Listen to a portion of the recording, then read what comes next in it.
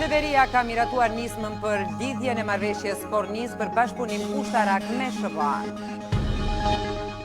Sekretari i NATO-s Mark Rutte konfirmon angazhimin për stabilitet në Ballkanin Perëndimor. Inspektoriati për mbrojtjen e monumenteve ndërpret punimet në sheshin George Bush, reagon Komuna e Prishtinës.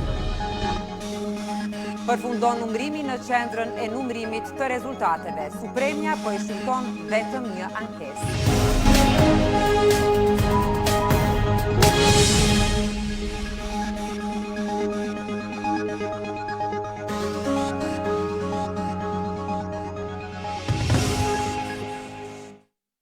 Mirëmbrëma të nderuar shikues, jeni me edicionin qendror informativ në RTK.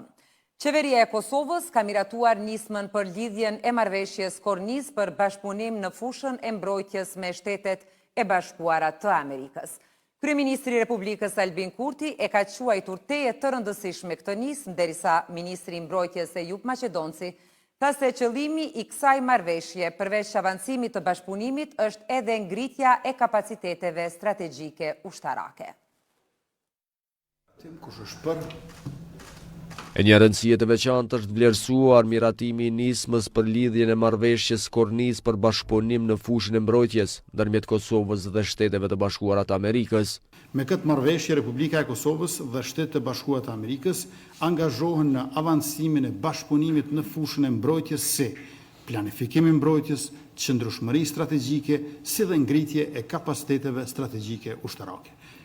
Detaje për këtë nismë ndërmjet Kosovës dhe SBA-s dha ministri Ejup Maqedonci në konferencë për media. Sipas Maqedoncit, marrëveshja parasheh 5 pika. SBA-t do të mbështesin Republikën e Kosovës në ndërtimin e kapaciteteve strategjike ushtarake, duke përfshirë edhe mbrojtjen ajrore, kapacitetet ajrore edhe fusha tjera për cilat ne jemi duke punuar për të ndërtuar në fazën e tretë të tranzicionit. Ai ka thënë se përmes kësaj marrëveshjeje, SBA-ja është zotuar po ashtu se do ta mbështesë Kosovën proceduralisht drejt antarësimit të NATO-s. Maqedonci tha se marrëveshja kornizë ka të bëjë edhe për blerjen e helikopterëve. Në Washington kemi qenë direkt në fabrikën për prodhimin e helikopterëve Black Hawk, ku kemi diskutuar edhe çështjet e detajuara rreth këtyre helikopterëve dhe mundësive procedurale për blerjen e tyre.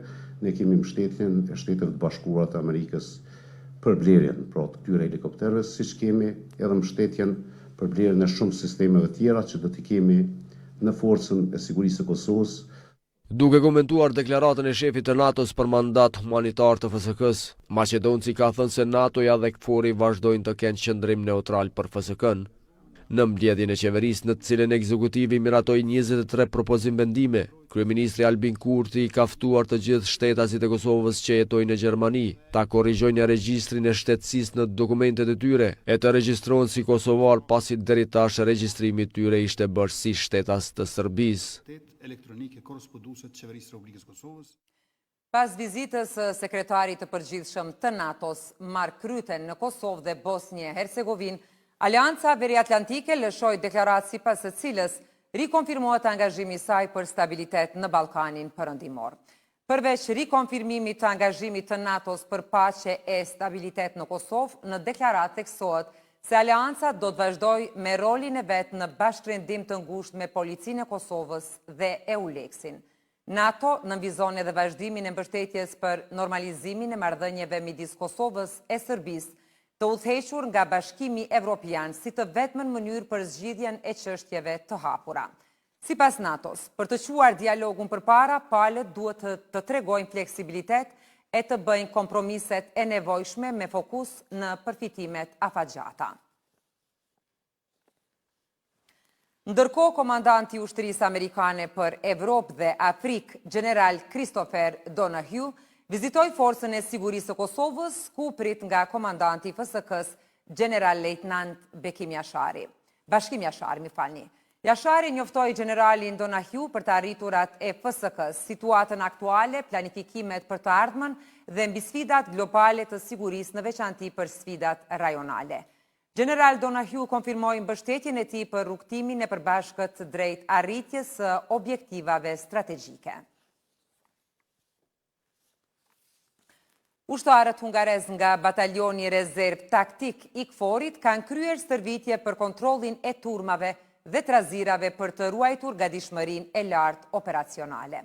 Në njoftimin e KFOR-it thuhet se trajnimi synon përgatitjen për të përballur me kërcënimin e zjarrit duke mbajtur vetë kontroll dhe aftësi të plotë. Në njoftim theksohet se KFOR-i punon në koordinim të ngushtë me Policinë e Kosovës dhe misionin e Bashkimit Evropian për sundimin e ligjit në Kosovë, në rolet e tyre përkatëse si reagues të sigurisë.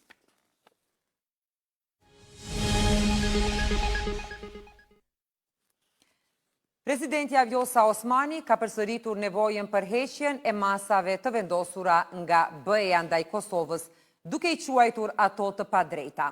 Gjatë një takimi me diplomatin irlandez Ragnar Almqvist, ajo theksoi se heqja e këtyre masave do të ishte një mesazh i fuqishëm për integrimin evropian të vendit. Diskutimet përfshin edhe thellimin e marrëdhënieve mes Kosovës dhe Irlandës, si dhe mbështetjen e vazhdueshme të Dublinit për proceset integruese të Prishtinës.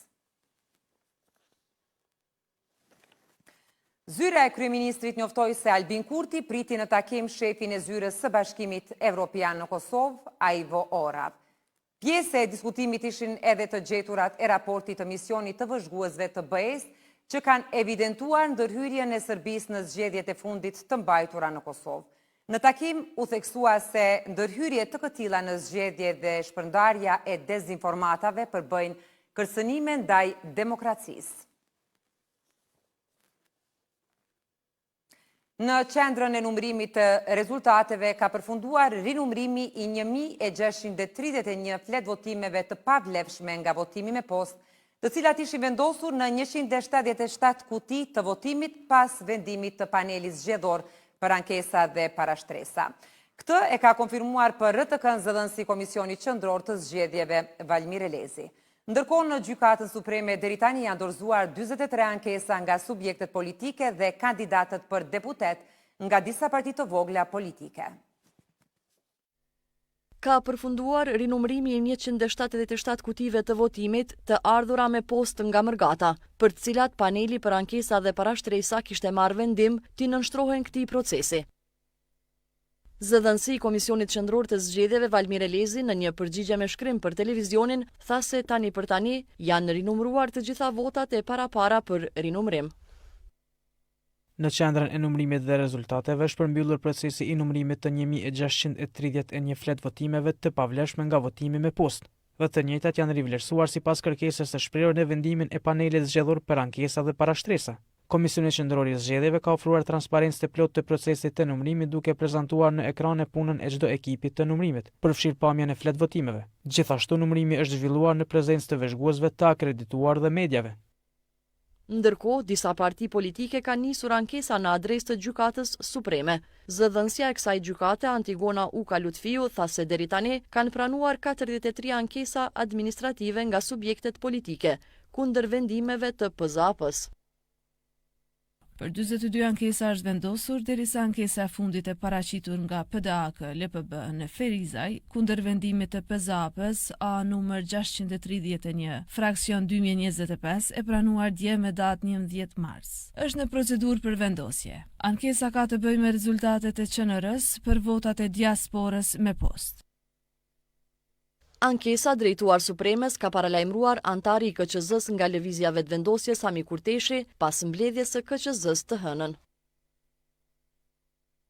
Asociacioni i Gazetarëve të Kosovës ka reaguar pas gjuhës së përdorur nga antari i VV-s në KQZ Sami Kurteshi, i cili sot ishte i pranishëm në qendrën e numërimit ku po rinumërohen votat e pavlefshme me postë. Në reagimin e saj, AGK dënon fuqishëm, siç thot fyerjet dhe kërcënimet e përsëritura të antarit të KQZ Sami Kurteshi ndaj mediave. AGK e konsideron deklaratë të papërgjegjshme, të papranueshme dhe të rrezikshme referimin që Kurteshi u ka bërë medjave, siç thuhet, duke i quajtur ato si vrasës me pagesë. Akuzat të tilla e pa precedent ndaj një medje nga një zyrtar i lartë i partisë në pushtet, jo vetëm që cënon lirin e shtypit, por rrezikon edhe sigurin e gazetarëve, thekson AGK. Në reagim AGK, po ka përdorur edhe gjuhë seksiste ndaj gazetarës. Andaj i ka bërë thirrje lëvizjes vendosje që urgjentisht të siguroj që përfaqësuesi i saj në KQZ të mos pengoj punën e gazetarëve dhe të përmbahet nga gjua fyse dhe kërcënuese ndaj mediave. Kosova nuk ka shënuar asnjë progres që nga rritja marrëveshjes së stabilizim asocimit në rrugën integruese. Kështu tha gjatë prezantimit të barometrit 2024. Që nga hyrja në fuqi e marrëveshjes së stabilizim asociimit, Kosova nuk ka bërë asnjë përparim në rrugën integruese. Kështu tha në prezantimin e barometrit të reformave evropiane 2024 nga grupi për studime juridike dhe politike, si dhe Instituti Kosovës për politika evropiane. Mund thuhet që nga viti 2016 Kosova nuk ka bërë asnjë progres në rrugën e saj integruese. Pra që nga hyrja në fuqi të marrëveshjes stabilizim asociimi, thelbësisht Kosova nuk ka bërë asnjë përparim tutje. Shefi i BE-s në Kosovë tha se Kosova duhet përkushtohet në dialogun me Serbinë. Duhet të kemi progres në dy fusha kryesore, së pari që qeveria të punojë në ndërmjetësimin dhe lehtësimin e dialogut. Kjo është edhe në kuadër të planit të rritjes së BE-s dhe tjetra është që qeveria e re duhet ta çojë Kosovën drejt implementimit të reformave dhe sundimit të ligjit i cili shpije në zhvillimin ekonomik, stabilitet ekonomik dhe arsim cilësor. Për Holandën, forcimi sundimit të ligjit mbetet një prioritet, sepse jo vetëm që do të ndihmojnë Kosovën të ecë përpara në rrugën e saj drejt BE-s, por gjithashtu janë përgjigje ndaj nevojave dhe aspiratave të qytetarëve të Kosovës. Sipas drejtoreshës ekzekutive në GLPS, Arbëresha Logja Stublla, integrimi evropian dhe reformat e lidhura me këtë proces nuk kanë qenë prioritet i lartë në agjendën e qeverive të kaluara, e që sipas saj ka çuar në humbjen e momentit për ndryshime të rëndësishme. Janë ndërprer punimet në ndërtimin e sheshit George Bush në kryeqytet 2 ditë pas promovimit të tyre nga Komuna e Prishtinës. Punimet janë ndaluar nga Inspektoriati për mbrojtjen e monumenteve që funksionon në kuadër të Ministrisë së Kulturës. Komuna thirri konferencë për media për ta kundërshtuar vendimin. Vetëm 2 ditë pas nisëm, punimet në ndërtimin e sheshit George Bush, Inspektorati për trashëgimi kulturore i ka ndaluar ato. Në pllakën ku tregon se si duket sheshi, Inspektorati vendosi shenjen e ndalimit dhe rrethoi një pjesë të zonës ku pritej të kryeshin punimet. Inspektorati për trashëgimi kulturore i MKRS-s ka pranuar njoftim për punime ndërhyrjet e pa autorizuara në një zonë ku ka asede të trashëgimisë kulturore në mbrojtje. Konkretisht në rrugën George Bush që gjendet brenda qendrës historike të Prishtinës. Drejtori Mer Hakaj dhe inspektorët e Inspektoratit për trashëgimi kulturore kanë zhvilluar një takim pune me zyrtarët komunal, ndërsa pas takimit dhe informimit të tyre për këtë vendim janë vendosur shenja zyrtare për ndalim të punimeve. Sipas inspektoratit, komunalët janë zotuar se do të ndjekin procedurat për pajisje me miratim nga institucionet e trashëgimisë kulturore sipas ligjit për trashëgimi kulturore dhe akteve të tjera përcjellëse. Pas vendimit për ndërprerje të punimeve, Komuna e Prishtinës në një konferencë për media tha se ky vendim ka tendencë politike në mënyrë që të ndalet transformimi i kryeqytetit. Duke qenë krejt një situatë e papritur, ne do të ulemi dhe bashkë edhe me zyrën ligjore do të shohim fillimisht se edhe cilat janë kompetencat e institucionit gjegjës për me marë masat radikale çfarë i ka marë, por nuk jemi në gjendje që sot ta japim një përgjigje konkrete, meqense është çështje juridike të cilën ne do ta trajtojmë dhe do ta ndajmë mirë pastaj. Projekti George Bush nuk e atakon, nuk i cënon as objektet, as asetet të trashëgimisë, përveç atyre i çliron ato nga parazitet dhe gjitha ndërtimet edhe kesh funksionalizimin e hapësirave publike në faza e parë nuk ka nevojë për leje sepse jemi duke intervenuar në infrastrukturë nën-toksore që i bën kanalizim, ujësies dhe trasen, do të thonë materializimin e rrugës. Ndërsa faza tjera që e kemi përmendur më herët që është me 21 shkurt, kemi pas një intervistë ku e kemi precizuar cila ka me që faza parë dhe pastaj ka me fillu në vazhdimsi me fazën e dytë që hyn të objekti i RTK-s, bibliotekës dhe fazave tjera. Ndërkohë nga opozita në Prishtinë thanë se komuna po zhvillon punë në pronë të huaj pa marrëveshje paraprake. Komuna po zhvillon punë në pronë të huaj pa pëlqimin ose pa marrëveshje paraprake me titullarët e pronës. Pastaj gjithashtu ky projekt ka një kosto shumë të lartë, mbi 18 milionë euro. Lidhur me nisjen e punimeve pa konsultim paraprak, menaxhmenti i RTK-s shpreh shqetësimin për pengesat që do të shkaktohen në çastjen e automjeteve zyrtare dhe të punonjësve të RTK-s në ambientet e tyre të punës. Për këtë çështje, drejtori i Radio Kosovës, Arsim Halili, pati një takim me zyrtar të Agjencisë Kosovare të Privatizimit që menaxhon me pronën e ish Radio Prishtinës. RTK është një medium publik me status të veçantë dhe ka për qëllim të informojë publikun. Dhe në momentin kur na pamundsohet qasja e lëvizjes, do më thonë edhe pamundsohet e drejta për publikun që të jetë i informuar. Komuna nuk ka të drejtë ta shprehësoj këtë pjesë, do më thonë pa bërë kërkesë Agjencia Kosovare e Privatizimit. Ne kërkuam nga ata të dimë nëse kanë pasur koordinim me komunën lidhur me këtë projekt. Ata na thanë që jo, do më thonë nuk kanë pasur asnjë lloj kërkesë. Realizimi i punimeve në sheshin Gjergj Bush sipas komunës pritet të kryhet në një periudhë prej 240 ditë punë në vlerë prej 18 milion eurosh.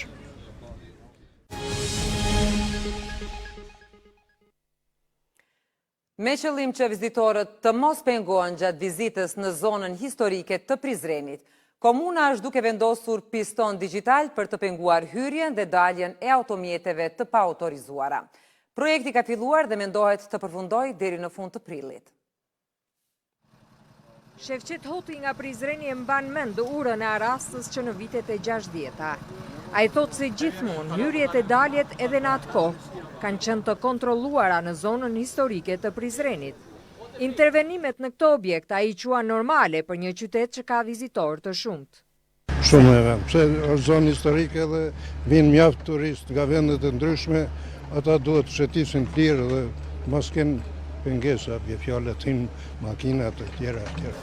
Shumë vizitorë të Prizrenit thonë se nuk i pengojnë punimet që po bëhen. Përkundrazi në Prizren ndihen shumë mirë. Ne këtu do të qëndrojmë një ditë dhe më pas do të nisemi për në Shqipëri. Punimet këtu që po bëhen nuk na penguan të shëtisnim shumë lirshëm. Ky qytet me të vërtet ka diçka që më tërhek, edhe pse unë kam lindur në Turqi. Këtu më pëlqen shumë të vi me qenë se kemi edhe familje këtu.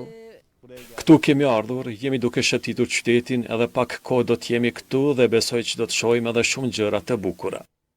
Për të bërë sa më funksionale hyrjet dhe daljet në sheshin Shatërvan të Prizrenit, Drejtoria e Shërbimeve Publike po inicon projektin për vendosjen e pistonëve digital në urën e Arastës. Nuk do të ketë në problem në hyrje dhe dalje, do të pajisen me kartela të gjitha ata të cilët banojnë atë zonë. Lama i thotë se vendosja e pistonëve nuk do të vënojë shumë. Fundi i kësaj jave apo java tjetër do të vendosen, mirë po ne e dim që ne do të intervenohet edhe në urën e Arastës, ku do të hiqet ai kallderm i vjetruar dhe do të vazhdohet me kalldermin e ri. Me që ura e Arastës futet në objektet e rëndësishme të zonës historike, Lama i thotë se i kanë siguruar komplet lejet për këtë zonë nga qendra rajonale për trashëgimi kulturore. Që nga fillimi i muajit mars janë raportuar raste të shumta të zjarreve në Kosovë, si ato fushore apo pyjore. Madje situata me zjarret në vend është bërë shqetësim edhe për institucionet e sigurisë të cilat po punojnë ngushtë për të parandaluar përhapjen e zjarreve dhe për të minimizuar dëmet. Zjarreve në fusha dhe pyje nuk i ka shpërtuar as rajoni Prishtinës. Ky është një nga zjarret që u shkaktua të martën në Bardhosh, fshat ky në afërsi të kryeqytetit. Për shuarjen e tyre në frontin e parë janë vënë zjarrfikësit, duke intervenuar në qindra raste të ndryshme të zjarreve. E rastet e zjarreve janë bërë të shpeshta në gjithë territorin e Kosovës. Vetëm në kryeqytet, gjatë javës që lan pas, janë shkaktuar 36 zjarre. Kemi pas 36 raste të zjarreve fushore dhe malore, të cilat realisht kanë rreziku, mos them në direkte dhe indirekte edhe pronën dhe të mirat materiale në hapësirat ku kanë ndodhur këto. Gjitha ekipet kanë qenë të angazhuara, kanë bërë një punë jashtëzakonisht shumë të madhe. Zjarri i fundit që kanë qenë në fshatin Siçev është shuar të hënën dhe tash jemi në monitorim të situatës. Eksperti i emergjencave Tahir Ahmeti thotë se vënia e qëllimshme e zjarreve përbën vepër penale. Institucionet përveç fushatave vetëdijsuese, sensibilizuese që të lajmërojnë qytetarët për rrezikun nga këto zjarre, duhet që edhe të jenë më aktive në terren, duke filluar nga rojet e pyjeve aty ku ekzistojnë, pastaj policia e Kosovës dhe prokuroria, në mënyrë që qytetarët e papërgjegjshëm të ndjeken ligjërisht dhe të marrin dënimet e merituara. Sipas policisë nga rajoni i Prishtinës, në disa nga këto incidente u atribohen kushteve klimatike dhe se janë identifikuar edhe disa persona ku dyshohet se janë implikuar në raste të zjarreve.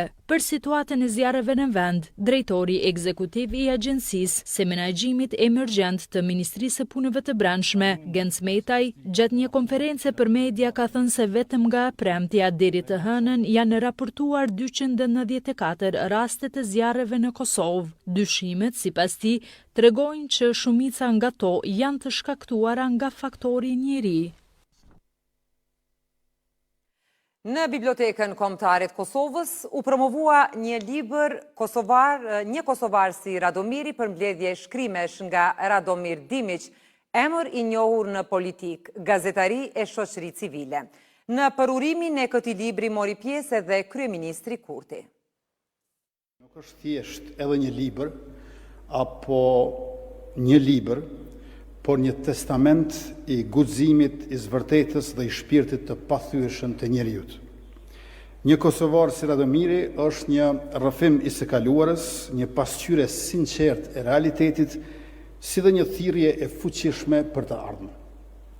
Radomir Dimiq ishte një emër i dalluar në politikë e në gazetari, por edhe një njeri që guxoi të sfidonte narrativat e kohës, të ngrinte zërin kur shumë kush heshti dhe të shihte Kosovën me sy dhe zemër të hapur.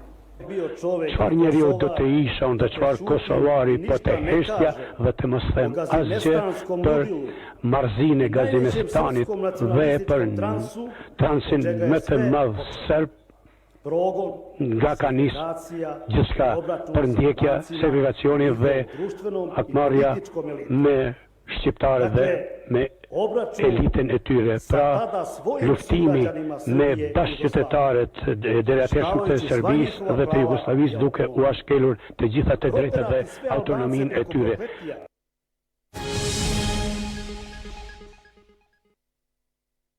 Një tjetër tentativ e opozitës maqedonase për ta futur në rendite propozimligjin për mbrojtësit Maqedonas dështoi sot në Kuvendin e Maqedonisë së Veriut. Kërkesa u refuzua nga deputetët shqiptar në Kuvend. Në Kuvendin e Maqedonisë së Veriut dështoi sot edhe një tentim tjetër i opozitës maqedonase për ta vendosur në rendite propozimligjin për mbrojtësit Maqedonas. Kam propozim për plotësim të rendit ditës së datën si pikë e parë të shtohet propozimligji për të drejtat e posaçme të pjesëtarëve të forcave të sigurisë së Maqedonisë së Veriut me procedurë të shkurtuar.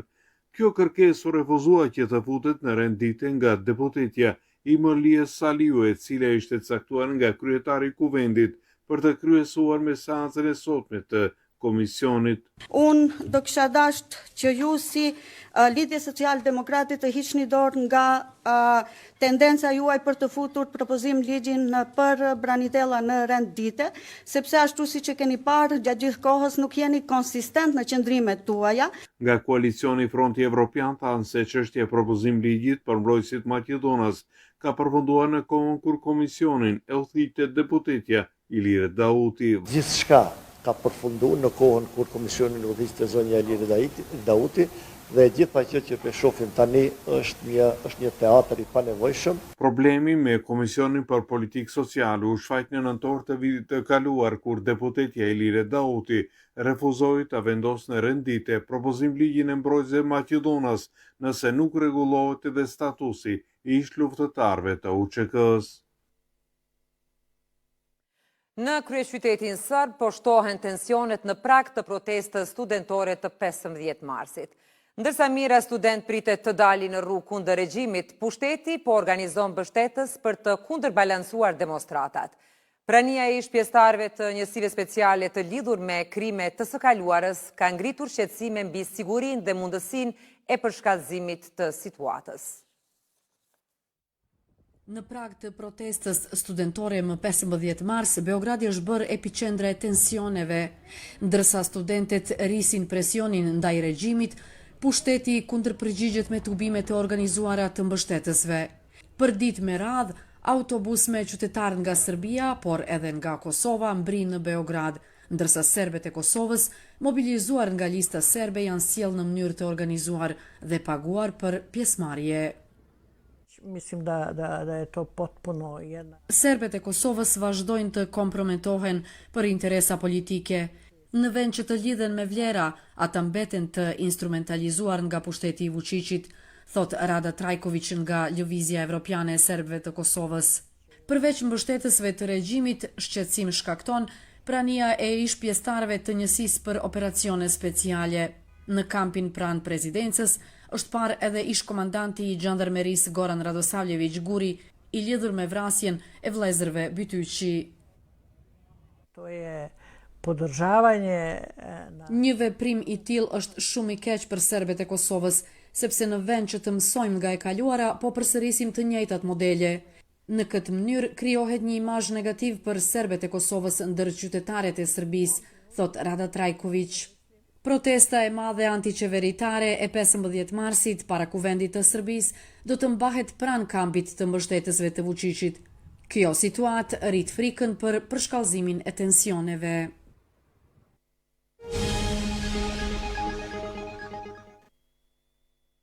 Presidenti Amerikan Donald Trump ka thënë se ekipi Amerikan është në rrugë drejt Rusisë për të diskutuar planin e arpushimit të Ukrainës, e cila u pajtua për një armpushim 30 ditor të martën pas bisedimeve me SBA-n, që ishte edhe takimi i parë zyrtar midis dy vendeve që nga përplasja publike Trump-Zelenski. Presidenti Trump thot se ka marrë mesazhe pozitive në lidhje me potencialin e një armpushimi, ndërsa përfaqësuesit e Washingtonit po shkojnë në Rusi pikërisht ndërsa ai po fliste për të diskutuar propozimin. Shpresojmë se mund të marrim një armpushim nga Rusia, kjo do të ishte 80% e rrugës për të përfunduar këtë gjakderdhje të tmerrshme, ka deklaruar Trump gjatë një takimi në zyrën ovale me kryeministrin irlandez. Më herët, sekretari amerikan i shtetit Marco Rubio tha se topi me të vërtet është në fushën e Rusisë, duke theksuar se vetmja mënyrë për t'i dhënë fund luftës ishte përmes negociatave. Ukraina u pajtua për një armpushim 30 ditor të martën pas bisedimeve me SBA-n, që ishte takimi i parë zyrtar mes dy vendeve që nga përplasja publike në shtëpinë e bardhë Trump-Zelenski. Pas arritjes së marrëveshjes, presidenti ukrainas ka thënë se gjithçka varet nga Rusia, duke i bërë thirrje Moskës të përgjigjet propozimit. Kremlini të mërkurën tha se ishte në pritje të detajeve nga Washingtoni në lidhje me një propozim për një armpushim 30 ditor në Ukrainë, ndërsa burimet të larta të Moskës thanë se një marrëveshje do të duhej të merrte parasysh përparimet e Rusisë dhe të adresonte shqetësimet e saj. Tani për tani, Rusia është duke studiuar deklaratat, ka deklaruar zëdhënësi i Kremlinit. Por sulmet ndaj Ukrainës vazhduan gjatë natës dhe në mëngjes, sipas autoriteteve rajonale, ku një person u vra dhe 7 u plagosën në një sulm me raketa në Kryvyi i Ri, qytetin e lindjes së Volodymyr Zelenskit. Tutje më në jug, në qytetin port të Odesës, 4 persona, të cilët ishin shtetas sirian, u vranë ndërsa Rusia sulmoi një anije mallrash nga Algjeria që po ngarkohej me grur. E Bashkimi Evropian ka reaguar ndaj tarifave të imponuara të presidentit amerikan Donald Trump për qelik dhe alumin nga BE-ja, të cilat kanë hyrë në fuqi sot, duke aplikuar masa të njëjta ndaj prodhimeve amerikane. Lufta tregtare e Shteteve të Bashkuara me Bashkimin Evropian, por edhe me vende të tjera, po vazhdon. Presidenti amerikan ka imponuar tarifa për importet e qelikut dhe aluminit. Presidenti Trump beson se këto tarifa do ta shtyjnë përpara industrinë vendase të prodhimit të qelikut, por ekspertët dhe kritikët thonë se kjo do të shkakton ngritjen e çmimit të këtyre prodhimeve. Tarifat prej 25% ndaj eksportuesve evropian kanë hyrë në fuqi për Bashkimin Evropian, që ka reaguar menjëherë duke imponuar tarifa të njëjta për miliarda euro të prodhimeve amerikane. Bashkimi Evropian ka thënë se do të imponon tarifa për 28.3 miliardë dollar prodhime amerikane. Komisioni Evropian ka thënë se pako tjetër të masave ndaj prodhimeve amerikane do t'i aplikon kahmesi i prillit. Megjithatë, Komisioni Evropian ka thënë se ndjen keqardhje të thellë për aplikimin e këtyre masave.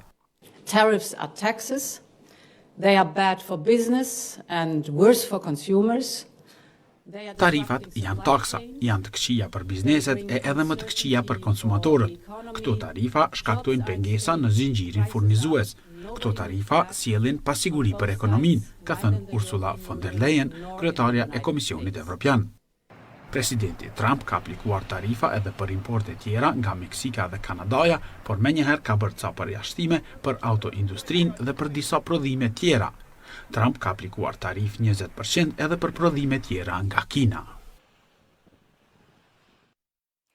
Të nderuar shikues, këto ishin të gjitha informacionet e përgatitura për këtë edicion qendror. Faleminderit për vëmendjen, mirupafshim.